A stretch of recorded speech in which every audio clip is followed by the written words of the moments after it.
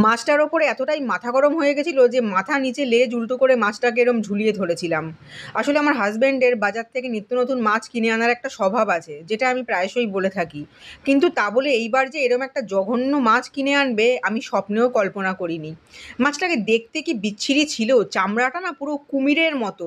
আমার তো দেখেই গা ঘিনঘিন করছিল, কিন্তু বেচারা শখ করে এনেছে তাই ভাবলাম রান্না করে খাইয়ে দিই। নিজেই খাওয়ার পরে যখন বুঝতে পারবে তখন জীবনে আর এই মাছ আনার নাম করবে না। মাছটা দেখতে ওরকম বিকট ছিল বলে আমি কোনো মতে চোখ বন্ধ করে রান্না করার মতো তেল ঝাল মশলা কষিয়ে একদম রান্না করেছিলাম মাছটা, যাতে দেখতে বিকট হলেও খেতে একটু সুস্বাদু লাগে। হ্যাঁ, মাছের গ্রেভিটা খেতে ভালো লাগলেও মাছের চামড়াটা আমার একটুও ভাল লাগেনি। ওই যে বললাম কুমিরের মতো কেমন জানি একটা ছিবড়ে ছিবড়ে ছিল। মানে মাছটাকে শুরুর থেকেই আমার দেখে কোনো ভক্তি হচ্ছিল না। মাছটা দিয়ে তাই ভালো মতো না খেতে পারলেও গ্রেভিটা দিয়ে মেখে ভাতটা খেয়েছিলাম, আর মাছটা প্রায় অর্ধেক ফেলেই দিয়েছিলাম। আর প্রতিজ্ঞা করেছি জীবনে আর এই মাছ বাজার থেকে এনে কখনো খাবো না। আমার হাজব্যান্ডও প্রতিজ্ঞা